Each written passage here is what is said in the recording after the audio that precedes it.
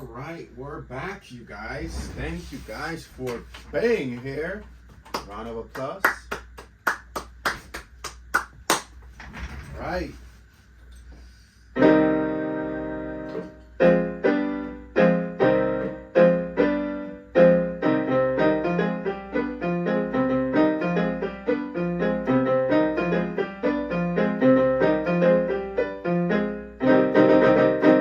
All right, let's get it. We are live on the podcast. All right, this is session number 12. Okay, and what do we have for us, Keys? Well, we have Keys, your host, after that. But we have, seriously, guys, we spoke about last vision and hearing. And now we're going to speak about smell and touch. Heard that? We hear how each scale has a different tone. Okay? That produces a different vibration, right? Down here, it's not the same as up here. Not the same, guys.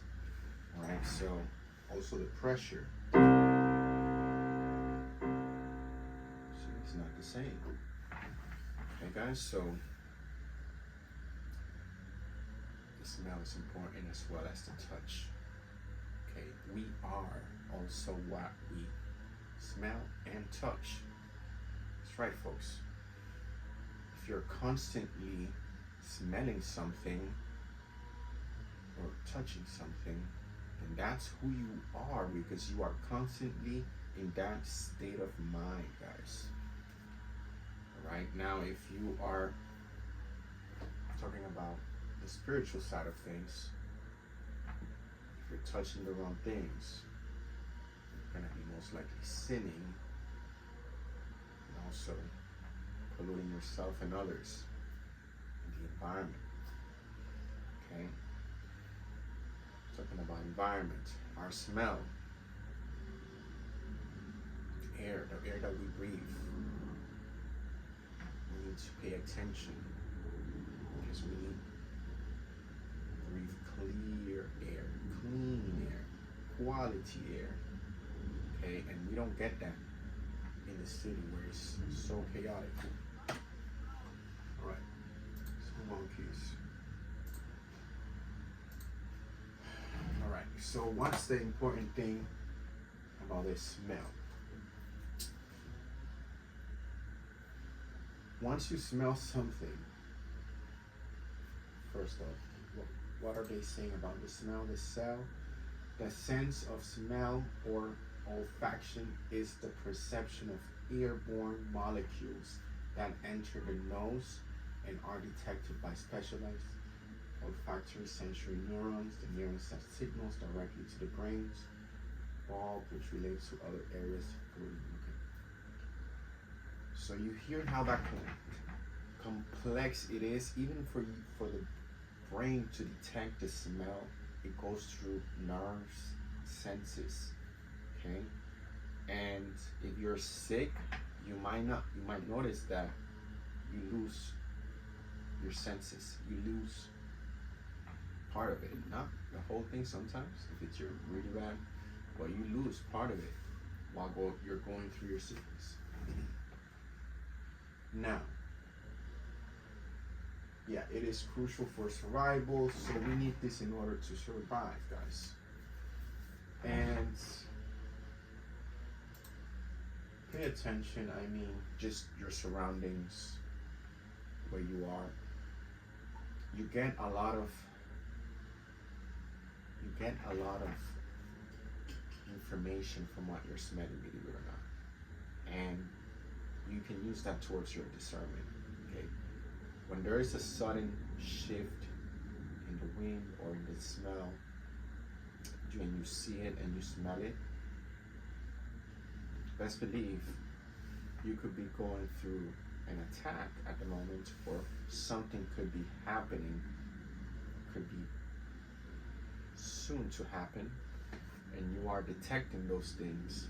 And we have very strong senses, believe it or not.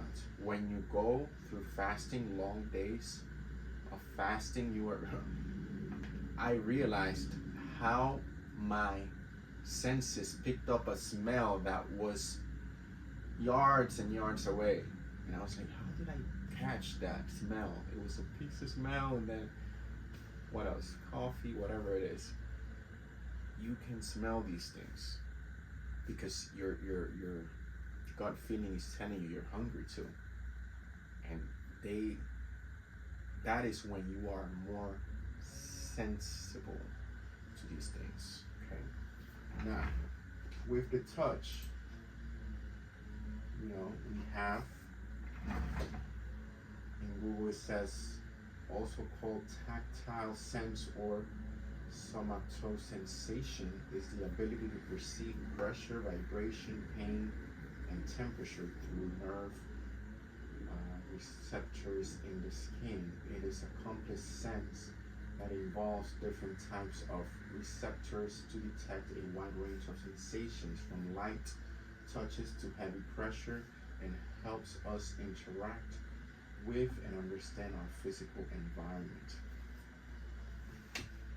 Guys, very important what you're touching. Be aware that you're not doing what you're not supposed to do. Okay. Got in trouble in middle school. You guys did as well, but when I was going through my stage of growing up, I noticed the kids, well, it was a trend. The kids were going around slapping girls in their behinds and running away. And that was a trend. And for some reason, I decided to do it one day, and guess what? I was the one that got caught. And then I had to apologize to the teacher, to the class, and to everyone else, because everybody knew about it somehow. Anyhow, pay attention to what you're touching. It can also get you in trouble. Okay, and use it, because you can use that towards your discernment as well, guys. I mean, a certain touch, even when you touch something, sometimes creates a spark, because it's energy that's being like interchanged. Okay, so when you touch something and you feel a negative, even before you're about to touch it, don't touch it. You know what I mean? Because that's your senses telling you something is wrong with whatever you're about to touch. Okay, best believe here comes guy.